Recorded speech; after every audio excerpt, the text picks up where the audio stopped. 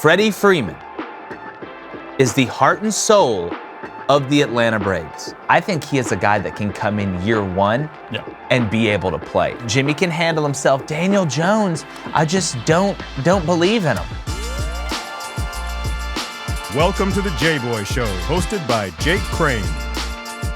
Happy Friday, everybody. Hope you guys are having a good day out there. As usual, after a week full of jam-packed great content, we're going to end this Friday with a bang, and make sure you pay attention to the end because we've got a little announcement coming. Everybody that's followed us from the beginning, I think you're going to find it very, very interesting and very, very exciting. But as usual, joined by the Jolly Giant. You know him as Groot from Guardians of the Galaxy, David Cohn, former Michigan quarterback, and my brother as well. Like I said, at least that's what they said when we took him home from the hospital. There's still a lot of innuendo out there and a lot of confusion about if he is or if he's not. But I want to start today in the world of Major League Baseball. The Atlanta Braves were the 2021 World Series champions, have gotten close. We know, they've won more divisions than a math champion, but haven't really been able to finish it. They were able to finish it last year despite injuries to Ronald Acuna, Mike Soroka. Charlie Morton literally breaks his leg in the second game of the World Series, but were able to finish it out against the Astros for a huge World Series win in a city and a team that needed it. But there's been a lot of talk in the offseason. I'm not talking about the lockout, because apparently Major League Baseball and the players, they just can't figure it out. They can't sit in a room and figure it out. But something as big in my mind, and in a lot of baseball fans' minds, including Braves fans everywhere, chop on, Freddie Freeman and his future with the Braves being a free agent. And the way I look at this, we know money. We know the Braves have money. They used a great minor league system to get some big-time players up. Alex Anthopoulos doing a great job in free agency to put together that team last year. But Freddie Freeman is the heart and soul of the Atlanta Braves. There are some guys that are too valuable to lose, not only on the field, but off the field. The Braves have some flashy players. Ronald Acuna, Ozzie Albies. We know they go out there, they're having a great time. Swag's turned up to 1,000, dripping all over the place.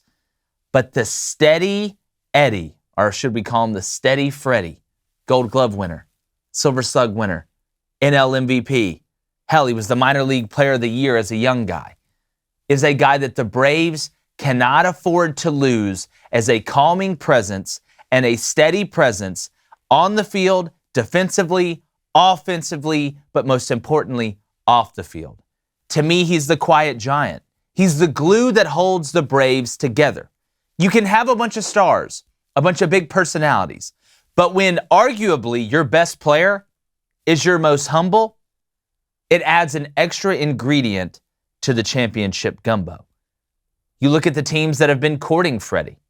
The Yankees, ugh. The Dodgers, double ugh. Blaine, stop nodding your head. The Braves cannot afford to lose Freddie. They have the money to pay him. It should have been done last spring. Now you're hearing guys like Chipper Jones come out and say, obviously the Braves want to keep Freddie, but he may be upset that it wasn't done last spring. And apparently, nobody in Major League Baseball can get anything done. But the Braves would be out of their minds to not, I don't care if it's 6 years. If he wants 6 years, give him 6 years. And I know there's been some bad contracts that have been handed out to first basemen. I can go down the list. Eric Hosmer, Chris Davis, Ryan Howard, even Albert Pujols and Miguel Cabrera. But you can't bet on trends in the past. Freddie Freeman has helped deliver the goods.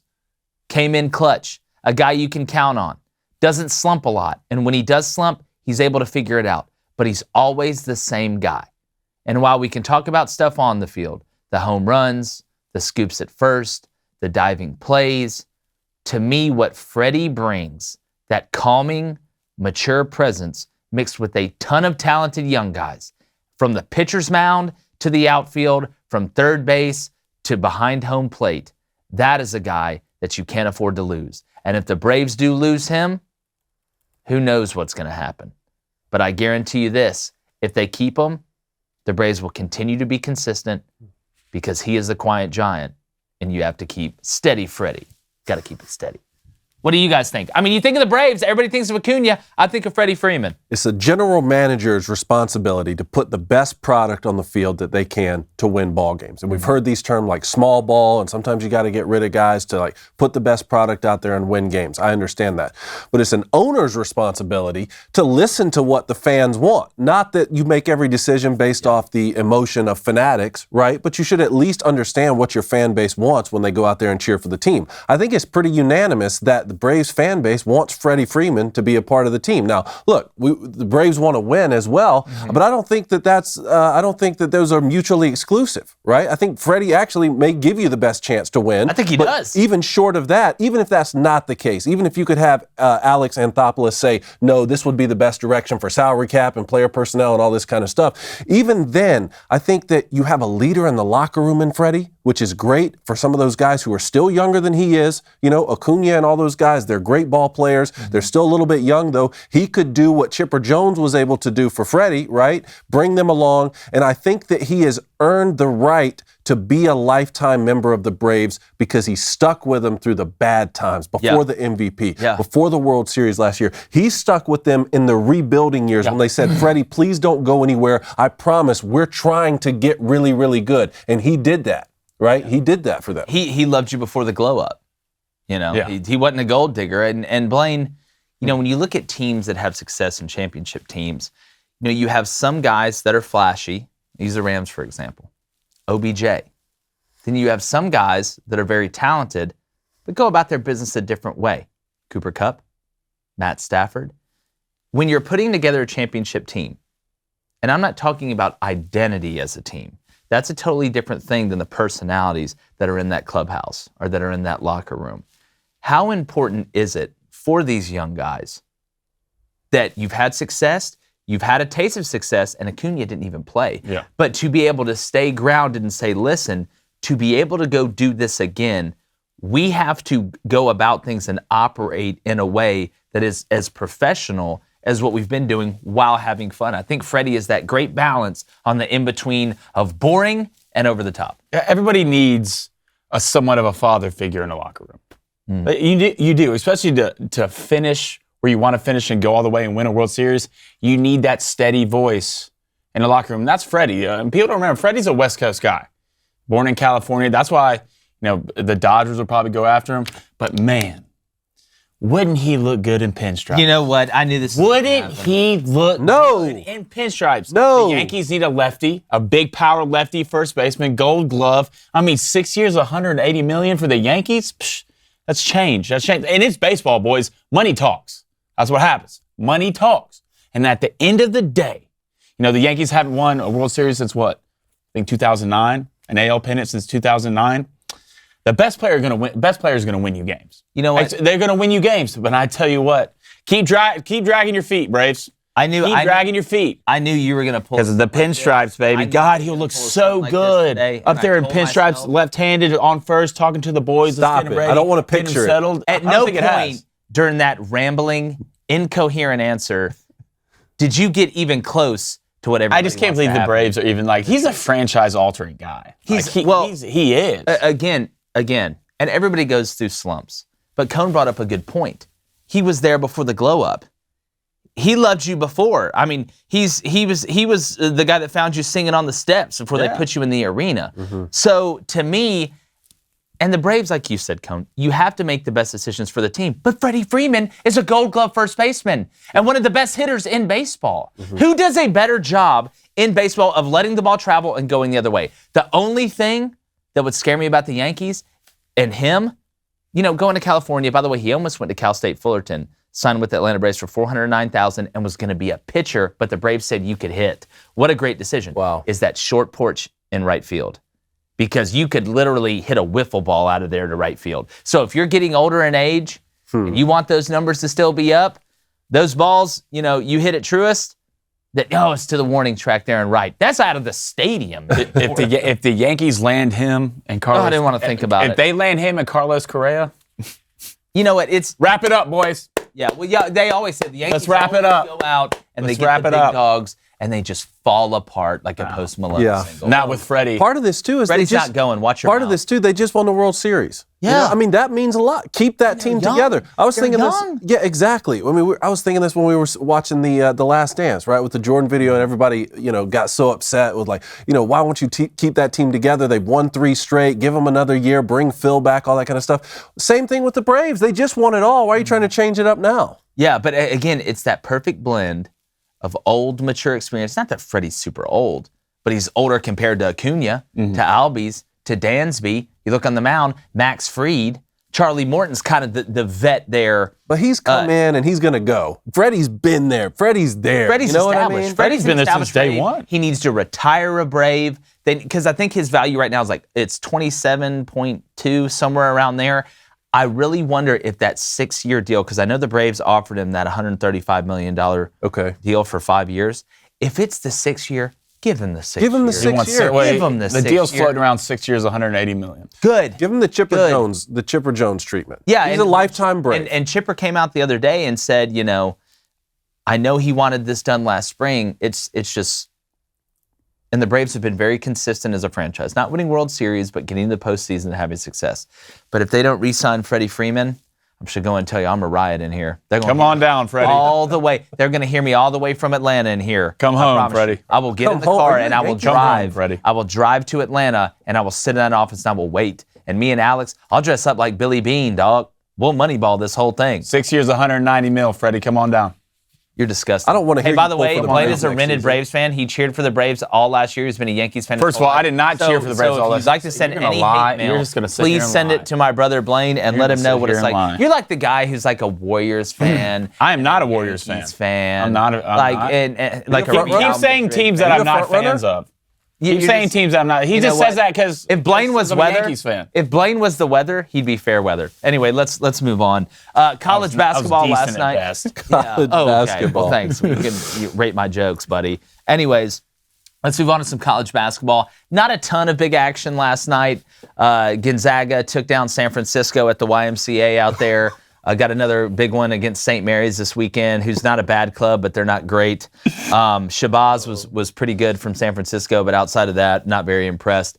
But a big one there in the Big Ten last night, and a very big result for the Ohio State Buckeyes, yeah, Buckeyes, Cone. Big win You for said them. it last You night. said it twice You last slipped night. up last night. Big Twice. win for them. You slipped up last night twice, and you said Big Ohio win for State them. Buckeyes. But they went to Champaign. Brad Underwood got tossed. Yep. Didn't punch anybody, though. Got tossed. Ohio State was able to hang on a win. We got a clip, and we kind of previewed this yesterday. Yep. EJ Liddell is a pro. And Kofi Cockburn, we know, is a monster down low. He is a train down low. But watch this play by EJ Liddell. You talk about athleticism. Let's go ahead and roll the clip.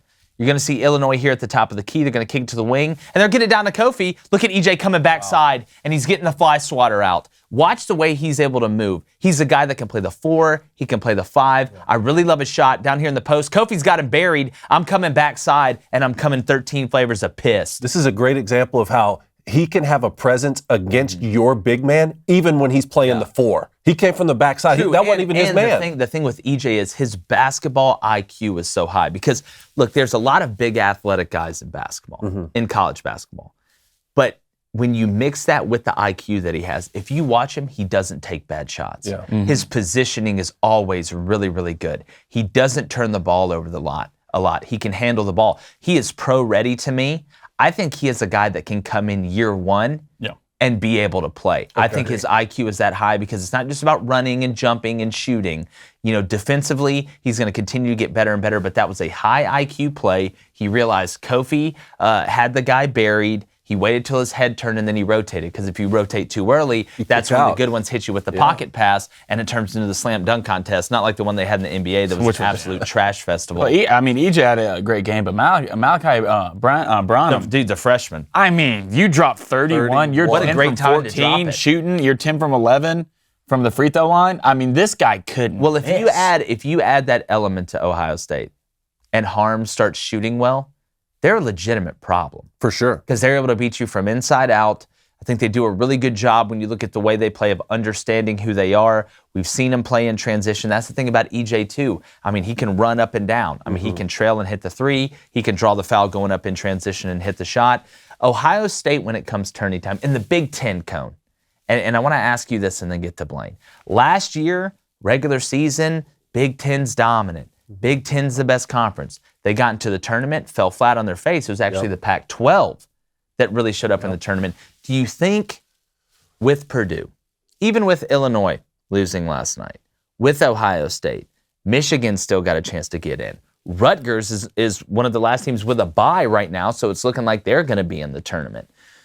Do you feel like the Big Ten is kind of out for blood going into NCAA? I think they were embarrassed last year, and I think that they're hoping that was an anomaly. You know, having to watch UCLA go and make a run in last year's tournament. I'm still very bullish on Purdue. I really am, and I think there's going to be at least one other team coming from the Big Ten that makes a push. Maybe it's in Ohio, maybe it's Illinois. I'm not as bullish on Wisconsin. I really am not. Yeah. And I don't think I think Rutgers is just so limited into what they could actually do. But I wouldn't be surprised if they made a Sweet 16, upset a few teams, right? Yeah. Blaine, if you had to pick two teams out of the teams we talked about, throw Wisconsin in there.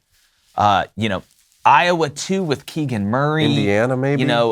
Indiana, Trace Jackson Davis, they look good against Maryland. I like what Indiana can do. I'm not sold on them though. Iowa, to me, defensively just still struggles. I love Keegan Murray's game. He needs to be better going right. He's not an ambi turner yet. He's really good going left, burying guys down to the post. Blaine, if you could pick two teams in the Big Ten out of that whole group that we just listed to make a run, all right, to put on their track shoes and make a run in March, who you picking? I feel like if I pick 100% wrong. If I feel like I pick Purdue, that's a cop-out. No, it's not. I mean, pick two teams. It's not a cop-out. So if I were to pick two teams, realistically, I would pick Purdue and Illinois. You pick Illinois still? For sure. I mean, you get back and look at that guy. Kofi had 3 rebounds. Yeah. In that game. And fouled against out. Ohio State. Yeah, I mean, well, do you worry about Kofi getting in foul trouble maybe? I mean, I worry about a lot of teams when their best player get in foul trouble, especially if they're a big. But the thing about me is that you have Kofi down low. So you're somewhat established already in the paint. And they have guys like Trent Frazier, Plummer, who can get extremely hot, extremely quick. They're a type of team, right? If they get hot from the 3 when the tournament starts, all right, and you have a guy like Kofi you can rely on in the post, and he kind of somewhat stays out of foul trouble, this is the team, depending realistically on matchups, because I don't think you can outrun Illinois. I don't think you're going to beat them in a track meet, and I think Illinois is still a good basketball team when you slow it down. The thing with Illinois is they're not. I love how Blaine says Illinois. They're not scared. They're not scared to take any shot. No. Yeah. They're not. They can make any shot. They will pull any shot at any time because they're used to having Kofi down there getting boards, right? Kofi, they're not going to last long if Kofi gets 3 rebounds and gets some foul trouble early. And you're not going to shoot your way out of that. I don't think you can. But if Kofi plays good and they're hitting somewhat of the shots that they take, no matter if they're good shots or bad shots, because a bad shot's really bad until it what? Until it goes in. Yeah. So they're used to hitting bad shots, but if they get the right matchups, I think in the tournament, they can make a run. I still like Ohio State, but I still like Ohio State leans on Liddell way too much. Yeah, well, another thing with Illinois, and then I want to get in the preview of a great slate of college basketball games this weekend. Omar Payne, the backup center for Illinois.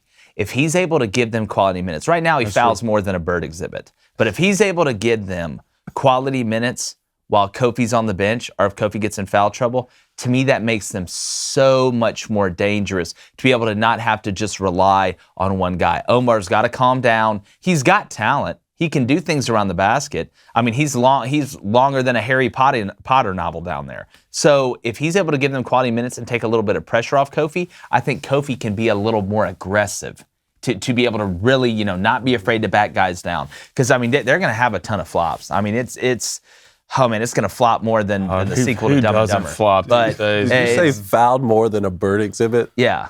You like that so one? Sick of flops. I'm so sick mid-show congratulations. Oh, thank you. I appreciate That's that. nice. I'm so sick of guys. I'm so sick of guys being 6'10", 6'9", and just getting touched. Blaine doesn't believe there's a charge. Blaine doesn't believe. They learn from the best, man. They learn from the best watching King James play all these years. Don't talk about Michael. Don't talk about Michael out here. It always circles back. Don't talk about Michael out here. First of all, when I see a center, someone like Jalen Williams at Arkansas, stand in there and take a charge, I love it. and he can block a shot. but block a they- shot, they- take Isn't a it funny charge. when they stand in there and taking charge, but they're already so much falling backwards before they get hit?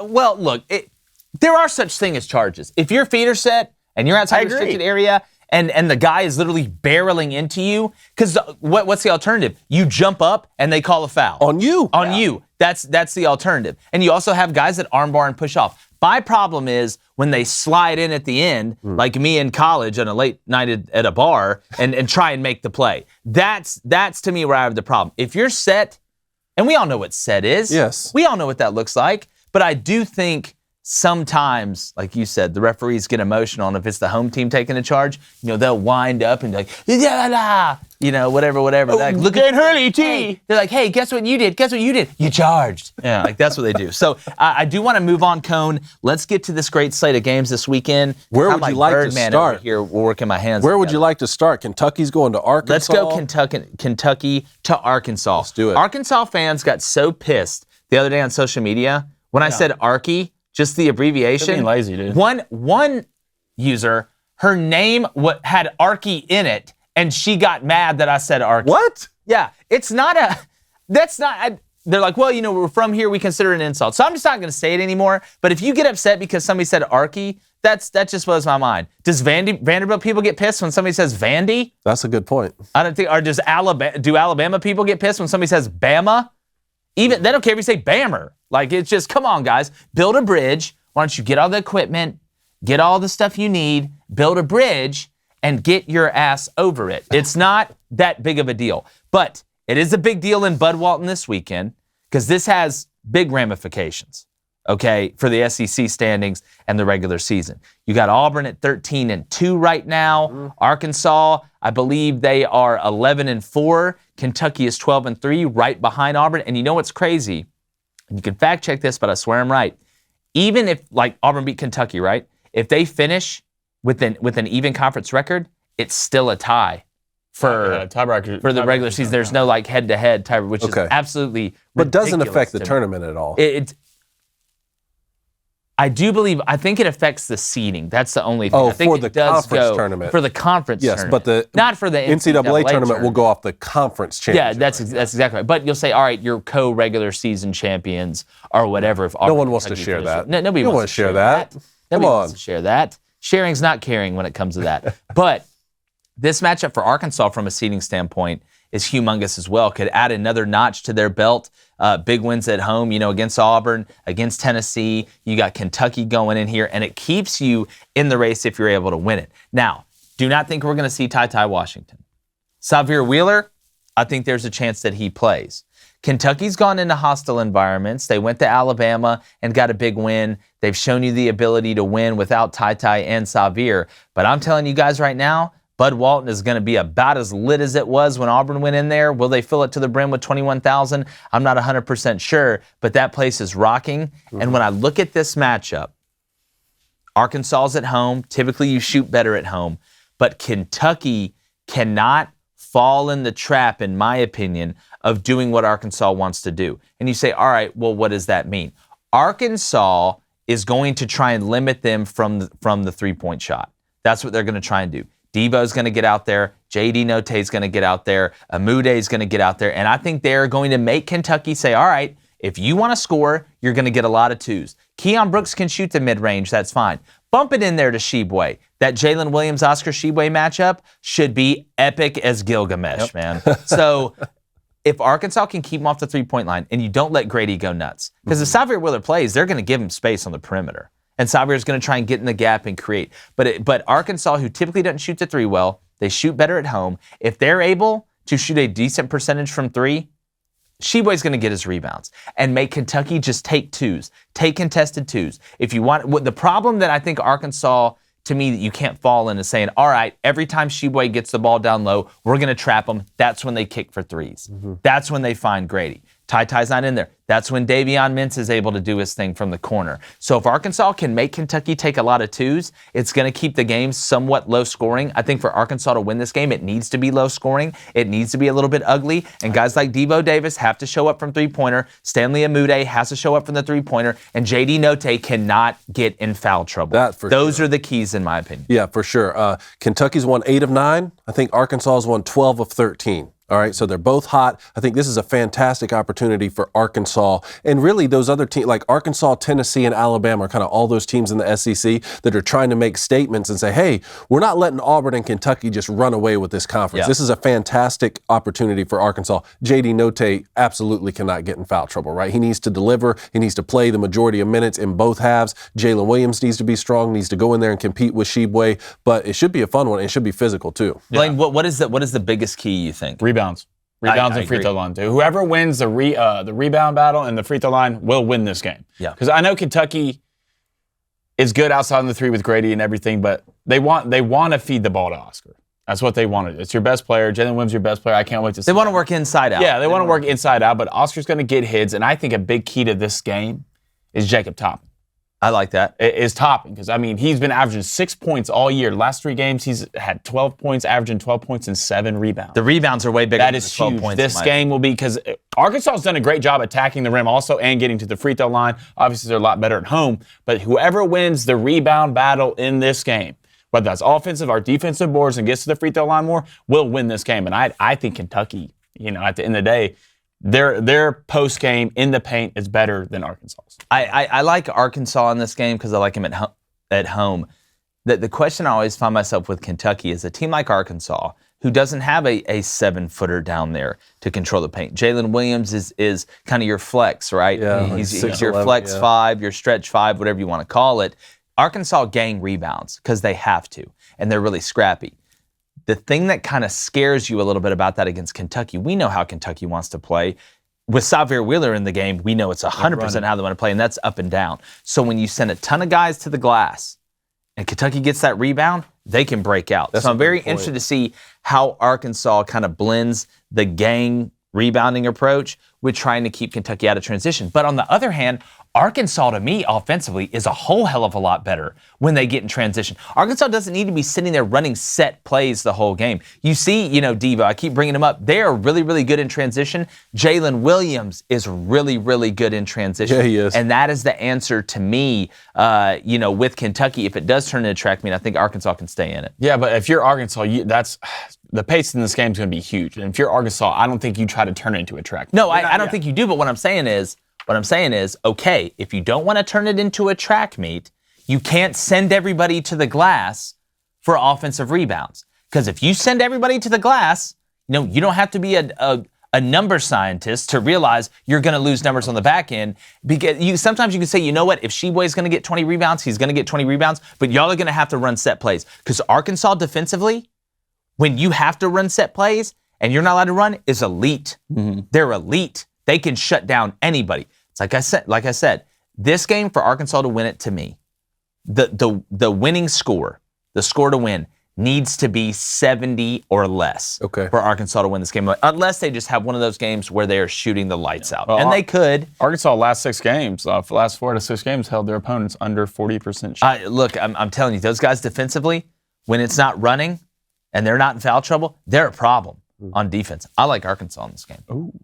Man, I'm going to take Kentucky in this game on the road. I'm going to take Kentucky, but I do still think that Arkansas is my sleeper pick. I think they can make a deep run in the NCAA tournament. I think this is Kentucky. They still want to find out a lot how good they can be without Ty Washington running, in the back. That's true. So. He is their walking bucket. I do want to move on to Blaine's favorite team, the Kansas Jayhawks, who he believes in 100%. Yeah. Probably going to pick them to win the national championship. They go to Baylor. Kansas on the 1 line right now, seeding-wise. Baylor, even though they've lost some guys, we know they've been beat up all year like a Sylvester Stallone movie. They have a chance for a 1 seed. Blaine, tell us why you think Kansas is the best team in college basketball and will beat Baylor. All right. Well, that was good. It was a good segment for me right there. You done? Yeah. To tell them why they're a 1 seed? I can't. Blaine doesn't believe. Blaine is, and I got to give you this, dog. You've been consistent from the jump. I don't believe in him either. I don't believe it. I don't believe the stuff. I believe in Gonzaga more than I believe in these guys. Okay. You know what? I'm fine with that. Yeah. The thing about me is Cryer playing? Yeah. For Baylor, is he playing or not? The sniper. Is he playing or not? Because if he's playing and Flagler keeps playing the way he's been playing, then I like Baylor in this game. It's just so, and it's at home. It's just so hard for me to believe because Kansas, they play good teams, but I feel like the one real team they saw. Realistic, because Michigan State is Michigan State. There's not as good. Lost to Texas Tech. They beat Iowa State. I don't believe in Iowa State. Oklahoma doesn't know how to win a close game. Grow up. They played, and I know they beat Baylor, but Baylor was hurt. Didn't have other good players, and just wasn't shooting good. Lost to Texas. You played a real team in Kentucky. Yeah, you played a real team. Got beat to sleep. That's what it looks like, and it wasn't close. Yeah, y'all could do nothing right. You have one guy that can go get it. You have one guy that can go get in, other guys that are pretty good, but down low. Well, I will say this. Abaji, you're talking about Abaji can go get it? Yeah. Dude, Christian Braun. I was going to say, nice. You don't like the Christian Braun Ajayi? No, he's nice, but I saw you against what the real thing looks like, and you weren't that good. Kentucky? I think Baylor wipes them. I think Baylor wins by 10 or more points. I agree. This weekend. I'm not going to guarantee it like Blaine was wrong about Kentucky. Okay. See. I was wrong about that. Keep talking about Freddie Freeman and the Yankees. I'll go do this all day. That's fine. Well, if Freddie's going to go to the Yankees, you can do this all day. At the end of the day, you're going to be hurt by that more than I am. Catch me outside, dog. That's fine. I'll catch you right outside the studio. I'm gonna take Kansas this weekend. You're going to take Kansas? I like Christian Braun, like Ajayi. I'm going to take them. I'm not sold on Baylor. You trying to put a bet on it? You're not. Well, look, I'm not saying Baylor's the greatest team of all time. I don't think either one of these teams are one seeds. I don't think either one of them are. Either. But I believe in Kansas a lot less than I believe in Baylor. I want to see what the line on this game is. Oh, we're going to guess that line. Well, ESPN's got them Baylor 70% chance of winning. Well, I think it's even higher than that. I think they win by double digits. Just remember I said that. Is that a guarantee? Let me think about it a little bit. I'll decide it. We've still got to guess that line coming up. All right, another big one. You know what? Let's do Gonzaga at St. Mary's really quickly, and then we'll get to Auburn and Tennessee. Go ahead. Gonzaga goes to play St. Mary's. Well, whoop-de-freaking-do. St. Mary's is ranked 23rd. Are they a bad team? No. Are they the greatest team ever? No. They're going to get put out in the second round of the NCAA tournament. So it's really a waste of time talking about this. Sure, Gonzaga will be like probably, I don't want to guess that line too early, but probably a 10-point favorite again. They were 10-point at San Francisco, so probably 8, somewhere around there. They ended up wiping San Francisco. But they're going to play St. Mary's. Like I said, whoop-de-freaking-do. Gonzaga's going to win because they play nobody. You good? You said it all. Yeah, I don't believe Gonzaga. Remember what I said? Gonzaga will not make it past the Sweet 16. So remember I said that. Caught a lot of hell. I don't think they're athletic enough. So I keep watching when they face guys that can run and guards that can move, they get blown by like a stop sign in a rich neighborhood. So Gonzaga plays Kansas. Who you got? I'm taking Kansas. I'm going to click my heels together twice and take Kansas. That's who I'm taking. I don't believe in Gonzaga. Is that a Dorothy situation? You want to know how you beat Gonzaga? Don't fall for Drew Timmy's pump fake. Chet Holmgren's going to get his some. I don't think he's physically able. Not that he's not physical. I do think he tries to play physical. But when we see him in the NCAA tournament against full-grown adults and not the guys that hang out in the Y on the West Coast, then we're going to find out. Played against Bama, against athletic guards, and they ran through him like Epicac, man. I'm just telling you. Everybody's all, Gonzaga this, Gonzaga that. Gonzaga hit a home run with a wiffle ball bat. I don't believe in them. Like Santa Claus and the Tooth Fairy. Oh, man. I don't believe in them. I'm just telling you. I cannot wait. Unless they just give them the best draw possible. And get the number one overall seed, I guess you do technically get the best draw possible, but I want to see them against somebody. And this needs a this needs a change. They need to go in a different conference or something. It's terrible. It needs a change. It's terrible. I said this the other day. And I don't want to just hammer this home. They play teams that have volleyball lines on the court. What? They play teams that parents just got out of a PTA meeting. Yeah. I'm sick of it. Join them. You want and last year's the best team they ever had. I said it last year. Because you got guys like Jalen Suggs. I'm just telling you right now, Gonzaga, the team from Gonzaga last year would beat this team up. They'd beat them up, and they're not making it past the Sweet 16. And when that happens, I'm gonna come on here. I may just do this for 10 minutes. I may just stare straight at the camera. That's what I may do. And I may have a sign that says, I never believed. I mean, Bama at one point was beating them by 20. I'm just telling you. They faced a team with that. Shabazz looked like Shabazz Napier last night. They faced a team that has athletic guards and a guy down low that is big enough to be able to just stalemate with Drew Timme and not fall for the pump fake, just don't jump. They're going to lose. They're going to lose. Strother, nice player. It's like on Beer Fest. It's She-Wolf. It's a strawberry beer. It's just okay. So I don't want to just keep. I'm going to die on that hill, but I'm done. I'm almost done talking about it because after this, they're going to play nobody again. And they're really just still playing nobody. So let's move on to Auburn, Tennessee. Yep. Blaine, what do you think? We'll start with you, Blaine. Auburn, Tennessee. What you think? Man, this is such a hard game to try to pick the winner. First of all, Tennessee's undefeated at home. Yeah. I look at this Auburn team, and I kind of hit on the episode the other day. They can't get caught playing individual basketball. The only time Auburn is good at playing individual basketball realistically is when that individual is Jabari Smith. Yeah. That's when it's good. Point. And you look at Auburn and the 2 games they haven't got 10+ assists in. All right, go back to individual basketball. The 2 games were Florida and Arkansas. So when they get stagnant and they just, all right, go get it. Katie Johnson, go to get a bucket. Wendell, pull from half court. Like, that's all good when it's going in, but Auburn has not been shooting the ball lately on the road. They play with Nike balls at Tennessee. That matters. As a basketball player, if you played basketball before, switching a ball up matters. It does, especially shooting from outside. It just matters. But then I look at Walker Kessler. Who's going to stop Walker? That's true. Bacchitis isn't going to stop him? I don't think so. I don't think he moves well enough. I mean, Kenny Chandler's nice for Tennessee. I think he's got a lot of Jared Harper in him. That's what I've been saying. But, man, undefeated at home. Yeah. But the difference, I think, in this game is not going to be Jabari Smith. I think it's going to be Walker Kessler down. I think Walker Kessler is going to keep him in it. But here's what Auburn, you got to pick one to me.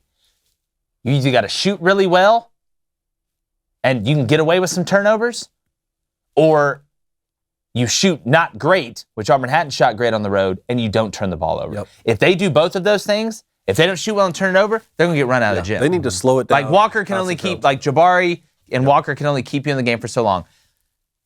Running is fine. Auburn is fine in transition. But there should not be a possession outside of if somebody just busted a coverage or a defense for Tennessee and Wendell's wide open where you bring the ball down the court and just jack up a 3. Yep. Devin Cambridge, you can't shoot 3s. Alan Flanagan, you can't take more than 5 or 6 shots unless you're going in there to dunk one or you're wide open for 3. But the turnovers on the road in a hostile environment, and it's Bruce Pearl going back to Tennessee, the chosen one who left, Obi-Wan disappeared, close fall down.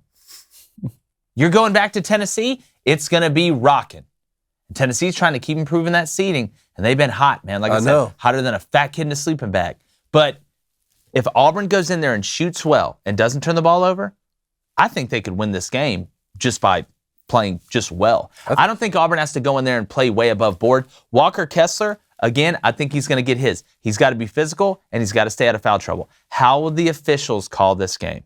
How will they call it? In an emotional game at home for Tennessee? Are they going to lean with Tennessee? And if Walker looks at somebody wrong, they're going to call a foul on him? Let's hope not. I hope they call it even. And look, everybody gets more calls. I think Auburn's going to figure it out, man. They're already the most talented team, and with a coach as great as Bruce Pearl, I think there's a large enough sample size over the last few weeks and the last few months. I think they should have been figuring this out 6 weeks ago, right? But I think that now there's a large enough sample size where we know which guy should be playing, we know who should get the most minutes, and there should almost be a policy that every time we come down, unless you're in extreme transition with the numbers in your favor, there is a policy that either Walker Kessler or Jabari Smith must touch the ball once before a shot goes up. That's okay. And another matchup that I just cannot wait to watch in this game.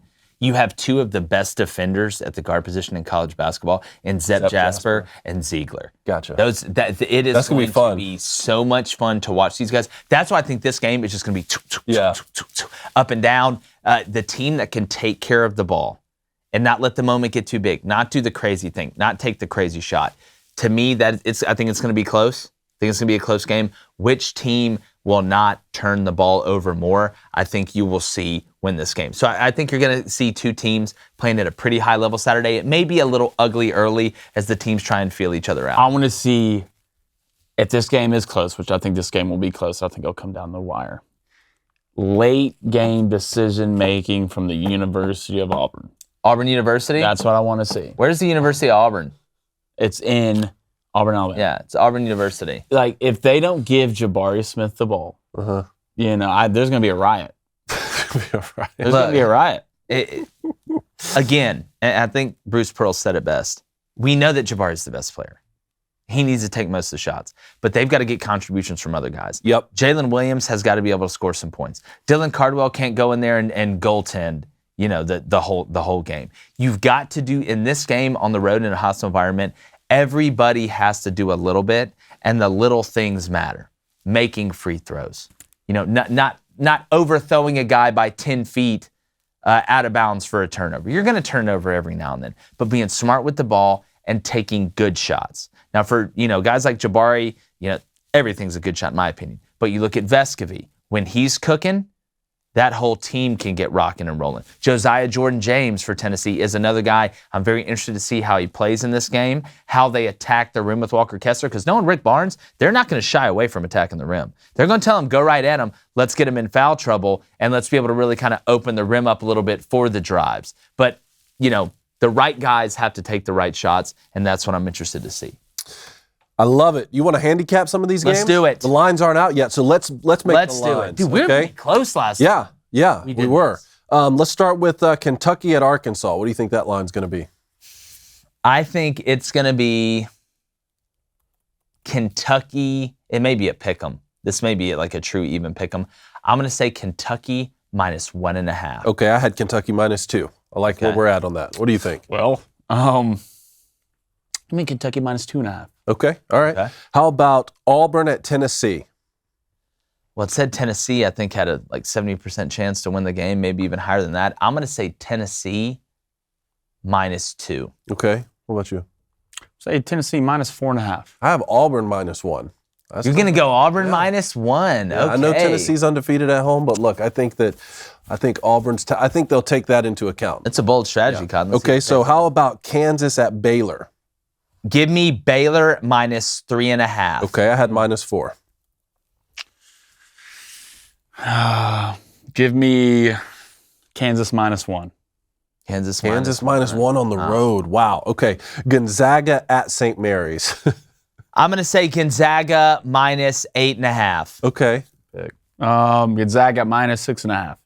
I think it'll be more. Gonzaga -10.5. You're going to go 10.5. They were 10. Double digits. San Francisco may have got up to 10.5. I can't remember.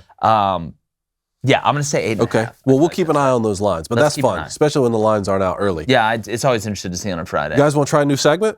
Let's try a new segment. Play one, bench one, cut one. Blaine's idea, actually. Blaine's I idea. like it. You're We're going to do welcome. NFL quarterbacks, some of whom are, talking about new destinations possibly, some trades, things like that. So Hit me with it. what I need from you, I'll give you 3 NFL quarterbacks. You can play one of them. Mm-hmm. You can keep one on the bench, Okay. and then you got to cut one and let him go. Let him go You know what free, they say Jay. about love? If it's meant to be, it's going to come back. Bring me Let your- him But go not in the free, NFL. Jay. Bring me your playbook. Like that. All right? Got 2 sets of 3 here. First group, Russell Wilson, Kirk Cousins, and Carson Wentz. Oh, I already know where I'm going. Where are you going? I'm playing Russell Wilson. Obviously. I'm benching Kirk Cousins. Okay. And Carson, you can winch your eyes and get the hell out of here. That's exactly mine. Yeah. That's mine right look, there. Look, I don't want get, Carson Wentz I on my get team. 2017. You were doing really well, got hurt. We all know Nick Foles ended up taking the Eagles to the Super Bowl, a little Philly special. I just don't. And look, I know Carson had good numbers this year. And I know Kirk Cousins, will lead a horse to water, but he won't drink it. But I trust Kirk Cousins a lot more than Carson Wentz, especially what happened at the end of this year. I just don't trust Carson Wentz when it matters. I have nothing to add to that. I don't. I definitely don't trust Kirk Cousins when it matters. Okay. For sure. So you're going. So what do you do? So I'm going to play Russell. Yep. Carson, go ahead and sit on the bench. Kirk, get your stuff and go back to Home Depot. You're letting Did y'all watch Kirk Cousins in the skills challenge? I don't care. Skills. It was challenge. disgusting. It's not like Kirk Cousins hasn't had phenomenal receivers every year at the if Vikings. he was in the skills challenge, does that mean he was a Pro Bowler? I don't know. Gotcha. Was Carson Wentz in the skills challenge? Yeah, I He don't was think hurt. he was. Couldn't play. Oh, he was hurt. Oh, yeah. hurt. Imagine Again? that. Imagine that. Carson Wentz getting here. That's another thing. He can't stay healthy. There's people in the nursing homes right now that are healthier than he is. Now, Kirk Cousins done the least with the if most. we were doing a play, bench, and sit on who you'd rather hang out with, yeah, maybe that's Carson. different. Yeah, but that's not what we're doing. Seems like an here. awesome guy. We're trying to win games, and I wonder where Russell Wilson ends up. I don't know. I heard he took the Seahawks thing out of his bio on social media. Really? Kyler Murray? Down to NOLA. Down to NOLA. Come on down, baby. Man, well, he fit right You're in there. next on the Saints. You can't do more with Justin Saints, Jefferson, right. Adam Thielen, and Dalvin Cook. I don't want to hear anything. What has Carson Wentz done? Other than What has hurt? Kirk Cousins done? Other than get hurt. Kirk Not Cousins get hurt. done nothing. He's done the Not exact get same hurt. thing as Carson Wentz, win nothing. Carson Wentz gets hurt every year. I mean, he got hurt going in. They won the Super Bowl that year. He got hurt. I know. Think about what you just said. So, yeah, let's blame him. Think He broke about his what foot. you just You know how said. good he played that year? I want you to think about You what know you how just good said. he played that year, then got hurt? Hey, we have a second group here. All right? We have a second grouping. You ready for this? All right. Jimmy G, Deshaun Watson, and Daniel Jones. Who you playing? Well, the Deshaun Watson situation kind of rubbed me the wrong way. I would play Deshaun Watson, though. I would bench Jimmy G, and I'd cut Daniel Jones. Okay. I don't, and here's why. Deshaun Watson, we know he's a baller, dual threat guy. Opens up a lot more, right? You know, what's better? Some people like vanilla ice cream. Some people like chocolate ice cream. How about we put them both together? How about everybody enjoy it at once? So I love having the dual threat with Deshaun, being able to run and pass, keep the defense on their toes like a ballet recital. So I'm going to play Deshaun. I'm going to sit Jimmy G down because we know Deshaun gets hurt. We're in the playoffs. Jimmy G can come in and operate Without a little a bit. doubt. You know, very suave. Learn from TB12. Jimmy can handle himself. Daniel Jones, I just don't believe in him. I just don't. I know they're talking about picking up the option on him. A lot of people are talking about that. Then they're saying, well, the Giants haven't put him in a good spot. I've watched him play. Look, he's a big guy. He's got a good arm. He can run good. But I just don't think he has it. I don't think he has it. I think he puts the ball in harm's way a lot. I know he's been in a dysfunctional organization, but you would have kind of seen it by now a little bit. There's been guys in dysfunctional organizations that have been able to ball. Matt Stafford. Yeah. The Lions. I mean, so to me, I think Deshaun Watson's the best player out of those three. For sure. Deshaun Watson is a generational quarterback. Yeah, he's nasty. And Jimmy Garoppolo is a really good NFL quarterback. He reminds me a lot of Tony Romo. He's steady. A lot of Tony Romo. Just the way he throws the ball, the way he carries himself on the field. I think he's a good quarterback. I hope he lands in a good spot. And I think Daniel Jones could be a really good NFL quarterback. But out of this grouping, I have the exact same one as you. Yeah, I'm going to start Deshaun. Daniel, go ahead and sit on that bench over there. And Jimmy, go ahead and get out. Jimmy, why is Jimmy Jimmy out? got to get out? I mean, what has Jimmy done? I mean, really, he's thrown more picks than Daniel Jones this year. You said putting the ball in harm's way. He's thrown more picks. They got. What has Daniel Jones done? I mean, just as much as Jimmy Garoppolo. No, he hasn't. Okay. He been in the playoffs? At the Giants. I mean, you got to the playoffs. I mean, congrats. But you got to the playoffs, and then what did you do? You threw no touchdowns. That is true. You threw no touchdowns. You did nothing except hurt your team you got to wear them. and turn your ball over. Daniel Jones can run. Jimmy Garoppolo has done nothing. He's legitimately done nothing. I think Daniel Jones has his ceiling is a lot higher than Jimmy G's. Jimmy G's in clutch spots has folded. The Giants has been bad as an organization for a long time. But I feel like if you put a quarterback in a right situation, especially when he's young, you won't see the same type of thing you'll see at the Giants where you see with Shanahan at the 49ers. I like that argument a lot better than the Kirk Cousins, Carson Wentz argument. I think that makes sense. Jimmy G's not a spectacular player. Jimmy G has to be the right fit on the right team. Daniel Jones, to me, I just still haven't seen it. I haven't seen it. I haven't watched him operate consistently, and I know the Giants are a disaster, but it's not like they haven't had weapons either now. Yeah. Let's not act like the Giants haven't had anybody. I know Saquon's been hurt a little bit, but I think Jimmy is a guy coming off the bench, because the way I look at it, if you're a guy coming off the bench, I need that calming presence. I don't need somebody coming in there, trying to just prove it to everybody. I think Jimmy G takes what's there somewhat. I know he's thrown, and you look at some of those interceptions, so you got to go back and look. There were a couple that were tipped. I mean, it wasn't like he was just throwing it 100% to the other team. Yeah, Daniel it's always Jones, the wideout's when fault. he throws an interception, it's like here. It's like 62. Even that's the wideout's fault, probably. Yeah, Most likely. As a quarterback, I'm sure you. Well, I'm trying to find all these weapons the Giants has had. They've had, I mean, Other than really Saquon Barkley. think about it. I mean, if you really think about it throughout the years, I mean, you can look at Saquon. I think Darius Slayton is number one, been a lot better NFL player than what I thought. But if you go, it's not like Daniel Jones has been there for 2 years either. It's not like we're like, all right, we're talking about 5, like enough to know. And we're talking about the 30 best guys in the world who do this. Evan Ingram. You have to, in this game, you have to cut someone. Yeah, you have to. Blaine?